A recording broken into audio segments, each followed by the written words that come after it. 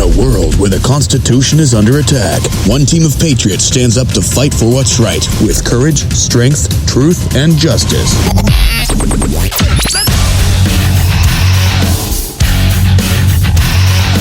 Backed by popular demand and broadcasting live via the internet, this is the world-famous Rage Against the Regime, bringing you hard-hitting exclusive interviews and covering the topics the mainstream media doesn't dare to touch. Here are your hosts, Bobby Who's the Man and Becky Williams.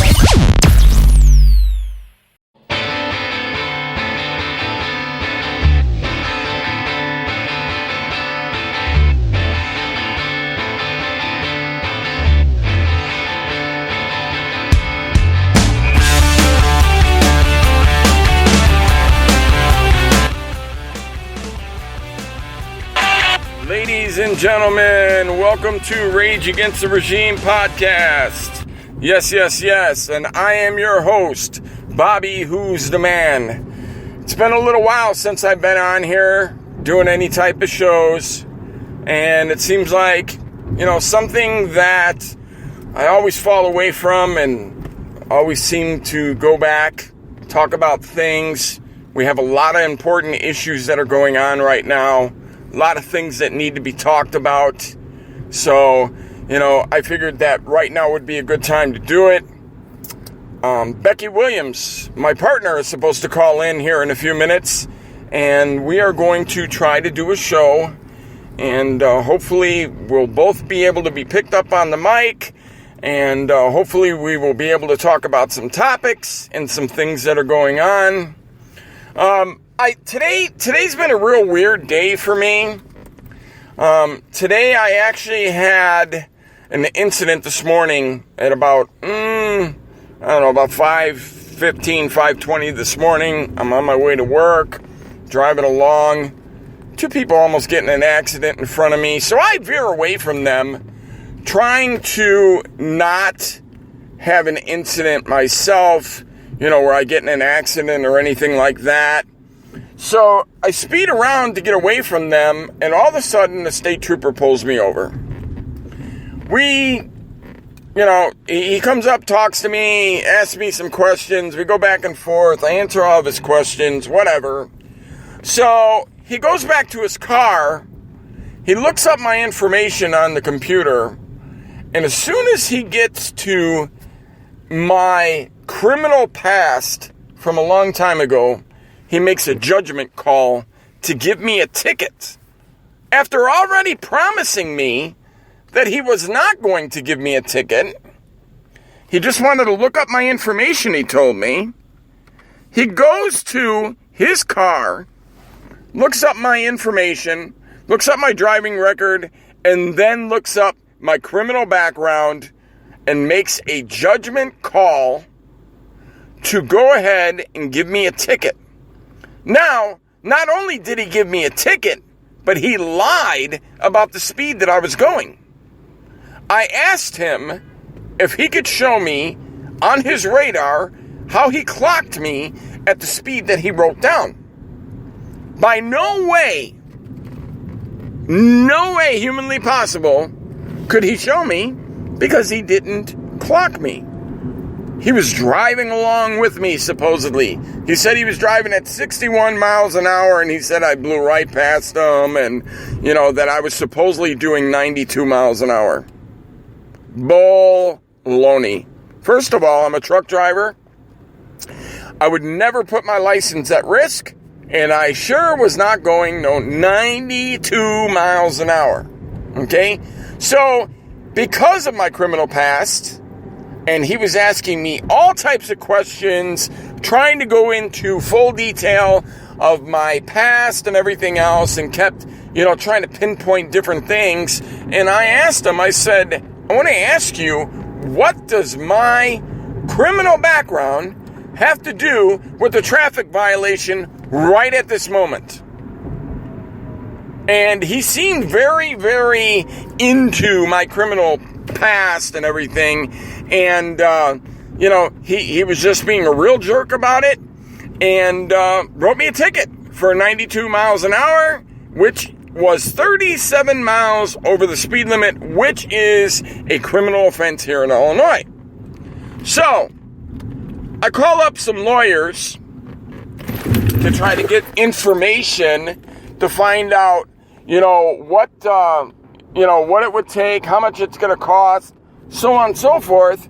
And I come to find out, one lawyer tells me, it's going to be $500. I'll go to court. I'll be able to get, it reduced, or I'll try to. This is going to be really hard to do, so on and so forth. And, and all he kept talking about is reduction, and, he'll try to get it lowered, and, the speed lowered, and, and maybe get it amended, and, this and that. And I'm thinking to myself, why is he not talking about beating it? How come we're not talking about beating the case? So I'm like, okay, maybe it's just him, and, maybe I'm not saying the right words, whatever. So I contact another lawyer that is supposed to be one of these, speed lawyers, they're that's what they handle, speeding tickets, so on and so forth. That's not the only thing that they handle, but, that's what she handles, is speeding and, stuff like that. I call her up, same thing. Talking about speeding ticket, and she says, oh, yeah, we can get it reduced maybe. You might have to do some community, work and this and that. And I'm like, wait a minute, what are you talking about? How come we're not talking about beating the ticket here? So after talking to them, I did some research myself on the internet. I looked up the different situations. I looked up, what is the Illinois laws, and tried to find out as much information as possible. And what I come to learn is that lawyers in the state of Illinois cannot get a speeding ticket beaten for a truck driver. So for any CDL truck drivers in the state of Illinois, to go to a lawyer and ask them to help you, the only thing that they're really going to do is get things reduced, get you fines, and pretty much having you plead guilty. Okay? They're going to have you plead guilty. So I'm sitting here and I'm looking up all these different websites and everything. And, after reading about Illinois laws, and, a lot of people say that they beat tickets themselves by going to court and being able to know what to say when you go to court. So I went to a website and actually made a phone call to them, and they called me back, and, so on and so forth. And what it is it's people that handle speeding tickets. And that's pretty much all that they do. They handle speeding tickets. And what they do is they ask you questions. You do a consultation on the phone. Then you go onto their website, fill out the information. You got to tell them in detail what happened. You have to read them stuff off the ticket, give them certain information off the ticket. And then what they do is you pay them like $200. Okay? What they do is they write a script for you, okay? They come up with the script, you walk into the courtroom, you say whatever words they give you to say, you say the information, you read it off of the paperwork, and so on and so forth, and you beat your own case. You go fight the ticket yourself, and you beat the case. Now, I've actually watched YouTube videos of people that said that they did this and it worked 100%. I said to the guy, well, what happens if I don't beat it? He said it's a money-back guarantee. We pay you. In the worst-case scenario, you ask for a continuance, you lawyer up, and then let a lawyer come in and, get the ticket reduced and so on and so forth. But it's not a guilty charge if I can actually win. The other thing about it is he was explaining to me, if I pay this $200, that everybody in my family, if they get any kind of tickets or whatever, they're covered. and for no matter what kind of case it is, and for how many ever cases you have in a year's time. So you pay $200 for an upfront fee to fight speeding tickets and other cases, so on and so forth, I guess. I wouldn't think that you would want to fight your own case if you had a criminal case or anything like that. If you have a speeding ticket, moving violation, so on and so forth, you would probably want to do something like this. And, right now, I'm kind of on the fence about it. I don't know if I should actually jump over the fence and say, here I am, and I want you to, do the script for me and represent me. But the thing about it is the money-back guarantee. The guy told me in 15 years that they've been in business, 15 years, they have never lost a case in the state of Illinois. 15 years, never lost a case in the state of Illinois. To me, that's one hell of a record. That's one hell of a record. Now, I don't know if I should believe it. I don't know if there's any truth to the matter. But what I would like to find out is if any of you have ever had this situation before. If any of you have ever dealt with this kind of company before and ever dealt with, anything else. So I'm wondering, how many people out there have dealt with this? So if you can leave any feedback to let me know if you've ever had to fight your own case for a speeding ticket in court, what was the outcome? Do these companies really work? I would like to know. I'm going to do more research about it, and I will let you all know what the final outcome is. Because, if this really works, more truck drivers need to be doing this. Look, truck drivers are trying to get from point A to point B. They're trying to do it in a timely fashion, and of course they're probably going a little bit fast.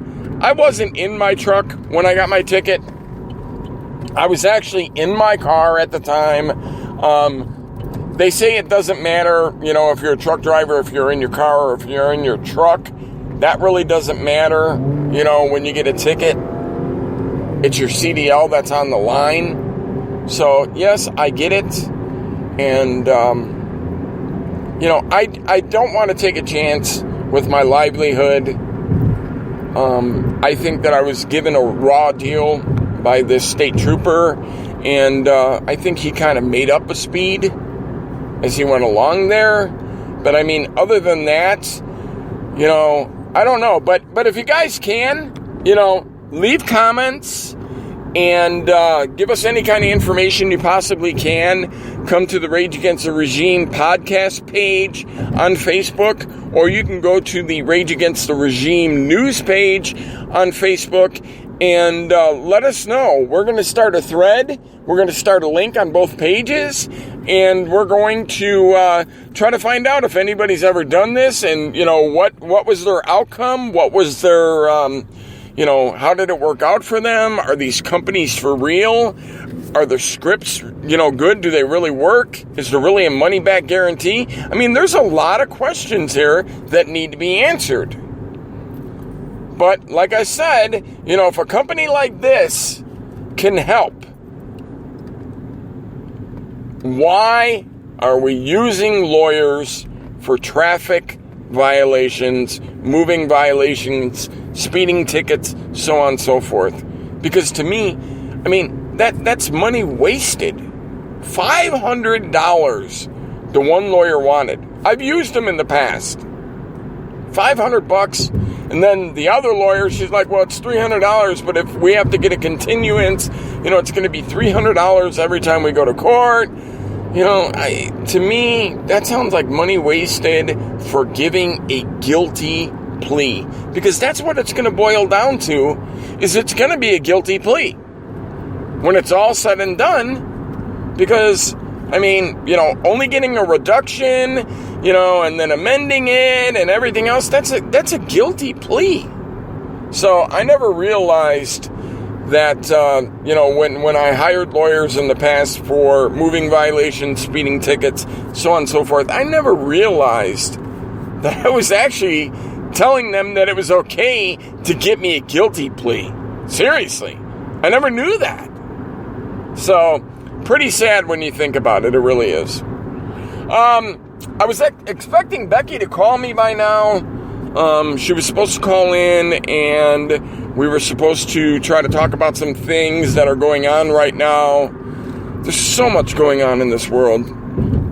You all know last week that Jill Stein came forward. She was supposed to be helping Hillary out, getting recounts in some of these states and stuff.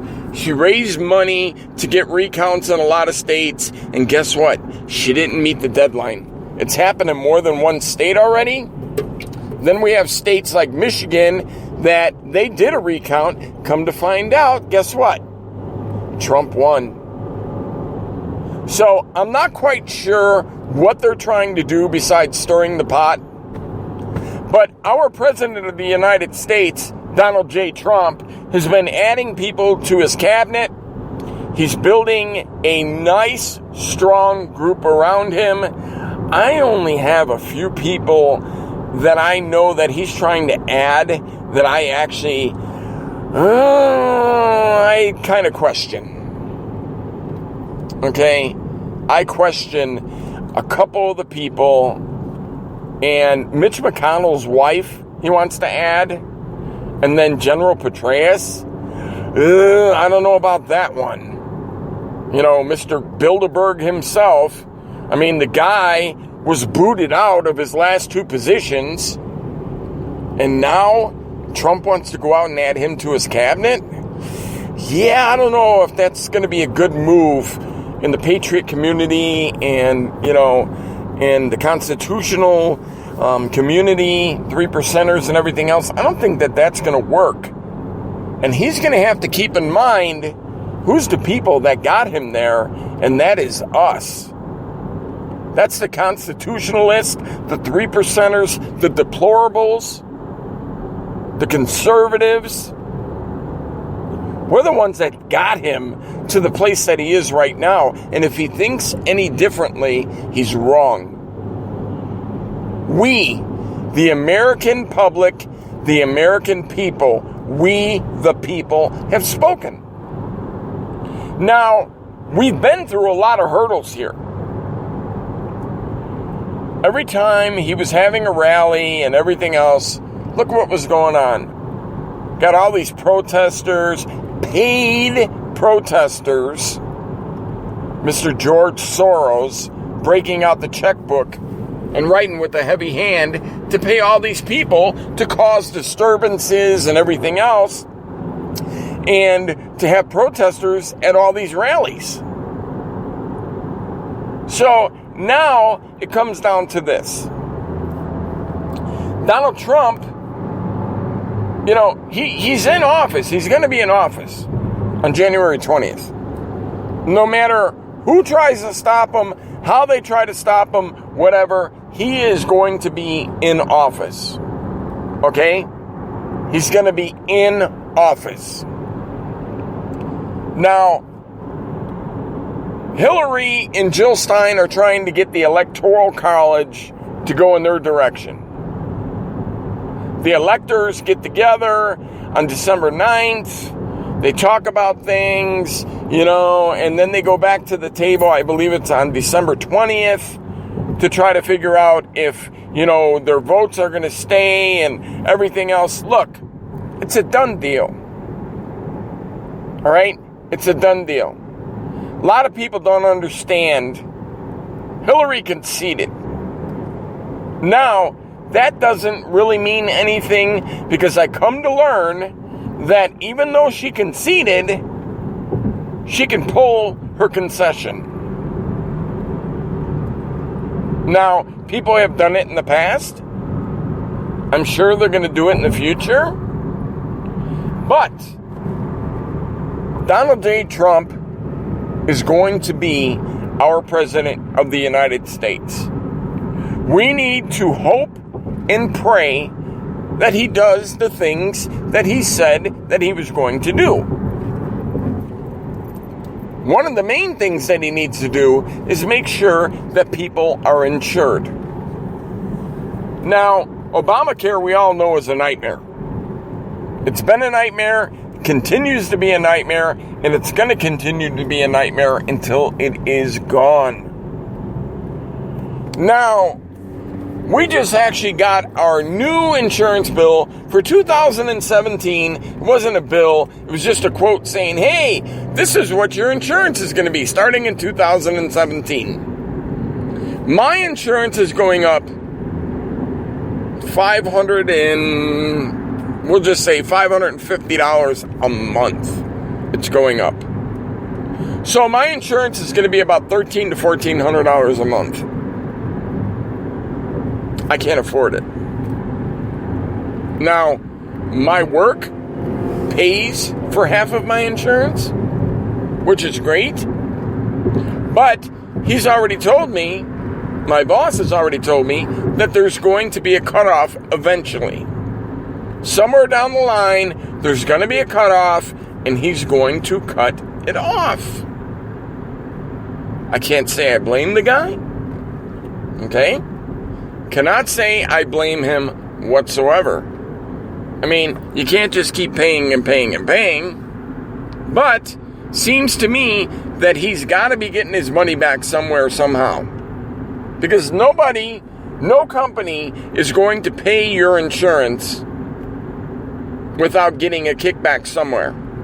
So maybe an insurance company is kicking him back, or maybe he has it worked out with the company that we do work for, or something. Maybe they give him money, residuals or something. I don't know. I have no idea how it's worked out. But he did say that he was going to cap it eventually. Now, that kind of scares me, especially because my insurance is going to be raised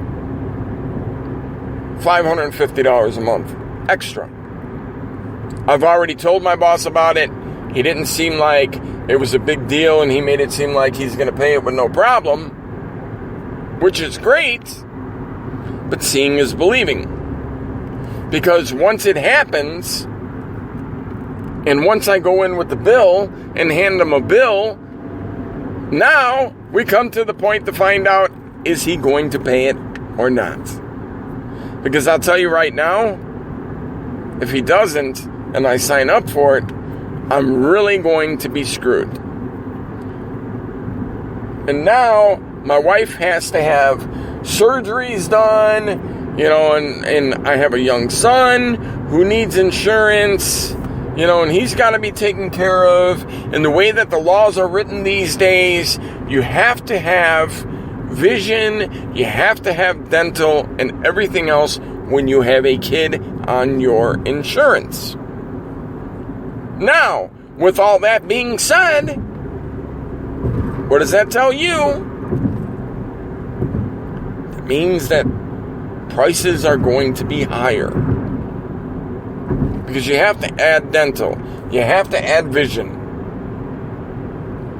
I just hope that Donald Trump, in his first 100 days, does what he said that he was going to do, and that's do away with Obamacare and give everybody an insurance that, we can all be covered. Because, I thought about this for a long time. How come there's not just one insurance for everybody? I get some people, that some people, have different ailments than other people and whatever. But I still don't get why we can't have one insurance for everybody. Canada, they don't even pay for their insurance. It's included in, I forget how it's, how it's worked out and how it's worded, but it's included.